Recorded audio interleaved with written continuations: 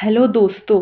तो आज मैं फिलहाल में ही रिलीज हुई British horror movie no one gets out alive को एक्सप्लेन करूंगी, जिसे डायरेक्ट किया है सैंटियागो मैनगिनी ने और इसकी IMDb रेटिंग है 5.3 आउट ऑफ 10। ये मूवी एडम नेविल के 2014 के नॉवेल पर बेस्ड है। तो अब बिना किसी देरी के चलते हैं सीधा कहानी की तरफ।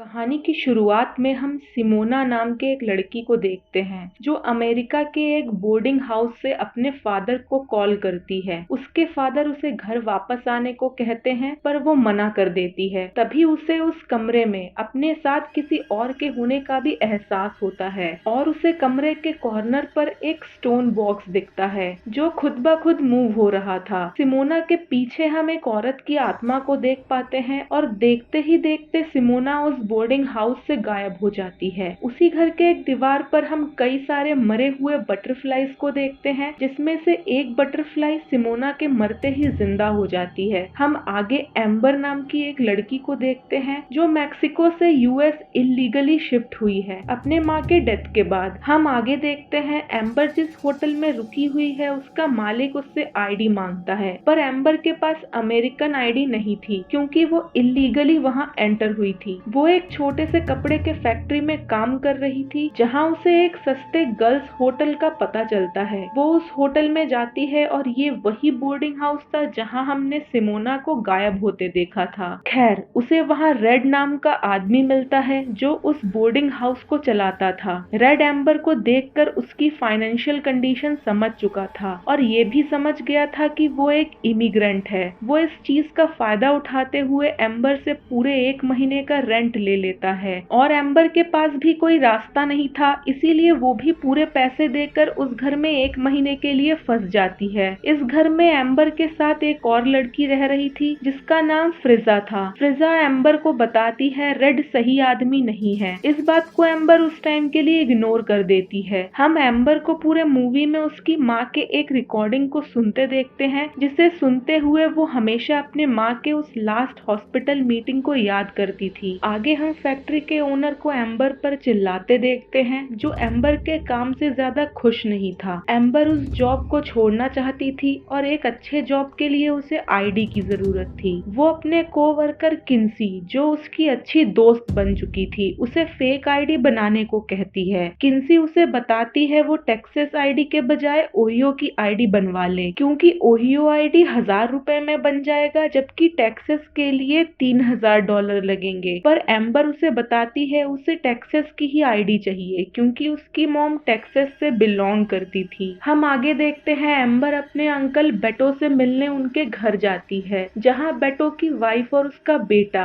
एम्बर के उनके घर आने से ज्यादा खुश नहीं थे। बेटो की वाइफ बेटो के कहने पर एम्बर को अपना पुराना कोट देती है क्योंकि एम्बर अभी नई चीजें अफोर्ड नहीं कर सकती थी। बेटो एम्बर के लिए एक जॉब इंटरव्यू नेक्स्ट फ्राइडे के लिए मैनेज करता है और उसे ID के साथ आने को कहता है। यहाँ बेटो को लगता है कि एम्बर के पास टेक्सास की ID है क्योंकि उसकी मॉम टेक्सास से ही थी और यही वजह थी कि एम्बर टेक्सास की ID चाहती थी। उसी रात घर पहुँच के एम्बर रेड से अपने एडवांस रेंट को वापस मांगती है क्योंकि अब उसे ID फ्राइडे से पहले बनवानी थी, पर रेड उसे मना कर देता है क्योंकि वो उन पैसों को पहले ही खर्च कर चुका था। कुछ देर बाद एम्बर को अपने रूम के एक जगह से फ्रिजा के रोने की आवाज आती है। वो फ्रिजा के रूम पर चेक करने जाती है जहाँ पर कोई भी नहीं था। एम्बर सोने से पहले अपनी मॉम की रिकॉर्डिंग सुनती है और अपने सपने में फिर से अपने मॉम को हॉस्पिटल में देखती है, पर इस बार उसे अपने सपने में वही स्टोन बॉक्स दिखता है जिसे स्टार्टिंग में सिमोना ने भी देखा था। नेक्स्ट मॉर्निंग फैक्ट्री का ओनर एम्बर के काम से खुश ना होने के वजह से उसे पैकेजिंग के काम में लगा देता है। एम्बर किन्सी को अपनी प्रॉब्लम बताती है और किन्सी एम्बर को लोन देने के लिए तैयार हो जाती है। एम्बर खुशी खुशी अपनी सारी सेविंग्स किन्सी को दे देती है और वो घर पहुंच के एक आदमी को उस घर के बेसमेंट के बाहर अपना सर पटकते देखती है, जिसे देख वो डर के अपने रूम में जाती है, पर वो आदमी उसके रूम के बाहर आके काफी जोर से नॉक करता है और कुछ बड़बड़ाता है। कुछ देर बाद एम्बर को उस घर में मारिया और पेट्रा नाम की 2 नई लड़कियां मिलती है जो कुछ देर देर पहले ही वहाँ शिफ्ट हुई थी। तभी रेड वहाँ आता है और एम्बर उससे उस दूसरे आदमी के बारे में पूछती है। रेड उसे बताता है वो उसका बीमार भाई बेकर है। उसी रात एम्बर चुपके से रेड के प्राइवेट स्टडी रूम में घुस जाती है, जहाँ वो एक रिकॉर्डिंग बजते हुए सुनती है, जिसमें औरतों और बच्चों के सैक्रिफाइस के बदले ब्लेसिंग्स मिलने के बारे में कोई आदमी कह रहा था। उसे वहाँ एक प्राचीन हथियार, बेकर और रेड की बचपन की फोटो और एक कपल आर्थर और मैरी की उसी स्टोन बॉक्स के साथ फोटो मिलती है। नेक्स्ट मॉर्निंग एम्बर को पता चलता है कि किन्सी उसे धोखा देकर उसके सारे पैसे लेकर भाग गई है। वो अपने बॉस से किन्सी का एड्रेस मांगती है, पर उसका बॉस उसे भी जॉब से निकाल देता है। उसी रात एम्बर को नहाते समय बेसमेंट से कुछ आवाजें सुनाई देती है और वॉशरूम में एक औरत की आत्मा दिखती है, जिसे देख वो डर के वहाँ से निकलती है और रेड से टकराती है। वो रेड से फिजा के बारे में पूछती है। रेड उसे बताता है फिजा कहीं और शिफ्ट हो चुकी है, पर कहाँ उसे पता नहीं। रेड एम्बर को एडवांस के पैसे भी लौटाने को रेडी था, क्योंकि नई लड़कियों के आने से उसके पास पैसे आ गए थे। वो उसे सुबह तक वेट करने को कहता है ताकि वो बैंक से पैसे निकाल के उसे दे सके। कुछ देर बाद एम्बर अपने रूम में दो औरतों के आत्माओं को महसूस करती है, जिसमें से एक मैरी की आत्मा थी, जो और कोई नहीं रेड और बेकर की माँ थी। एम्बर मैरी को दूसरे औरत की आत्मा को बेसमेंट के पास ले जाते देखती है, जिसे एक मॉन्स्टर उस बेसमेंट में खींच लेता है। एम्बर ये सब देखकर काफी डर जाती है और अपना सामान पैक करके बेटो को कॉल करती है और उसे वहाँ से ले जाने को कहती है, पर बेटो उस टाइम कहीं और बिजी था, इसीलिए वो उसे पुलिस को बुलाने को कहता है। पर इस बार एम्बर बेटो को सब सच बता देती है कि वो इल्लीगली वहाँ रह रही है, उसके पास आईडी नहीं है और पुलिस अगर आएगी तो वो खुद भी फंस जाएगी। एम्बर बेटो से पैसे मांगती है, पर बेटो उसे मना कर देता है। अब एम्बर के पास कोई और चारा नहीं था, वो रेड से एडवांस के पैसे वापस मांगने जाती है, पर रेड उस समय घर पर नहीं था। बेकर उसे कहता है जब रेड वापस आएगा वो उसे उसके पास भेज देगा। एम्बर उस घर को छोड़कर चली तो जाती है, पर उसके पास पैसे और आईडी के ना होने के वजह से उसे कहीं भी रहने को नहीं मिलता। जब वो मेट्रो से ट्रेवल कर रही होती है तो उसे उसकी माँ वहाँ पर दिखती है और साथ में वो स्टोन बॉक्स भी, जिसमें से एक मॉन्स्टर निकल रहा था। पर ये एक सपना था एम्बर का, जो वो एक कॉफी शॉप में सोते हुए देख रही थी। अब उसके पास कोई और जगह नहीं थी जाने की, इसीलिए वो रेड को कॉल करके उससे पैसे मांगती है। कुछ देर बाद रेड वहाँ आता है और एम्बर को उसके साथ वापस घर चलने को कहता है, क्योंकि पैसे घर पर ही रखे थे। एम्बर के पास और कोई रास्ता भी नहीं था, वो रेड के साथ चलने को रेडी हो जाती है। यहाँ रेड एम्बर को बताता है बेकर हमेशा उसे उसके फादर के हाथों से बचाता था और अब बेकर बीमार है, तो वो अब बेकर का ख्याल रखता है। घर वापस पहुँचने के कुछ देर बाद ही एम्बर को रेड और बेकर की सच्चाई पता चल जाती है, जहाँ बेकर जबरदस्ती एम्बर को कुछ पिलाता है। दोनों के वहाँ से जाते ही एम्बर रूम का दरवाजा बंद कर लेती है, पर कुछ देर बाद मारिया और पेट्रा भी उसके पास आती है, क्योंकि उन्हें भी दोनों भाइयों की सच्चाई पता चल चुकी थी। तीनों अपना ड्रीम एक दूसरे से शेयर करती है कि उन्होंने एक स्टोन बॉक्स को अपने सपने में देखा था। कुछ देर बाद एम्बर उस कमरे में खुद को काफी सारे औरतों के आत्माओं के साथ पाती है, पर वो अपने सपने से जागती है मारिया और पेट्रा के आवाज से, क्योंकि बेकर उन्हें लेने आया था रिचुअल के लिए। एम्बर बेकर को रोकने की कोशिश करती है, पर बेकर एम्बर को एक दूसरे कमरे में बंद कर देता है घर के बेल बजने के वजह से। रेड मेन डोर ओपन करता है, जहाँ बेटो एम्बर के लिए आया था। रेड उसे मना कर देता है, एम्बर वहाँ नहीं रहती, पर बेटो अपने वाइफ का दिया हुआ कोट देखकर समझ चुका था कि रेड झूठ बोल रहा है। तभी एम्बर विंडो का कांच तोड़कर बेटो को बुलाती है। बेटो फोर्सफुली घर के अंदर एम्बर को बचाने जाता है, पर बेकर बेटो को भी मार डालता है। इसके बाद हम बेकर को मारिया को बेसमेंट में ले जाते देखते हैं, जो रेड को एम्बर को नेक्स्ट रिचुअल के लिए रेडी करने को कहता है। रेड एम्बर के बॉडी पर राख लगाता है। एम्बर रेड को कहती है उसके साथ चलने को, क्योंकि कहीं ना कहीं रेड भी बेकर के वजह से परेशान था, पर रेड उसके ऑफर को रिफ्यूज करता है और बेकर उसे भी बेसमेंट में ले जाकर एक स्टोन बेड पर बांध देता है और स्टोन बॉक्स को खोलकर वहां से चला जाता है। इससे पहले उस बॉक्स से वो मॉन्स्टर निकलता, बेटो आके एम्बर को वहां से अपने साथ ले जाता आता है, दोनों मिलके एक डोर को तोड़ते हैं जहां एम्बर खुद को अपनी माँ के पास हॉस्पिटल में देखती है। ये सब एम्बर का ड्रीम था जो वो मॉन्स्टर उसे दिखा रही थी। वो मॉन्स्टर एम्बर के सर को पकड़ के अपने मुंह के पास धीरे धीरे ले जा रही थी। दूसरे तरफ एम्बर के ड्रीम में एम्बर की माँ उसे अपने पास रुकने को कहती है और फिर एम्बर का गला घोट के उसे मारने लगती है, पर एम्बर फाइट बैक करती है और अपने मॉम को एक तकिए से मारकर खुद को बचाती है और उस सपने से बाहर आते ही वो मॉन्स्टर डर के वापस अपने बॉक्स में चली जाती है और एम्बर बच जाती है। एम्बर उस बॉक्स को बंद करते समय एक बच्ची के स्केलेटन को बॉक्स के अंदर देखती है। अब वो स्टडी से उसी पुराने हथियार को अपने साथ लेके पेट्रा को बचाने जाती है, पर बेकर को पता चल चुका था कि कुछ गड़बड़ है, क्योंकि बेकर कहीं ना कहीं उस मॉन्स्टर से जुड़ा हुआ था।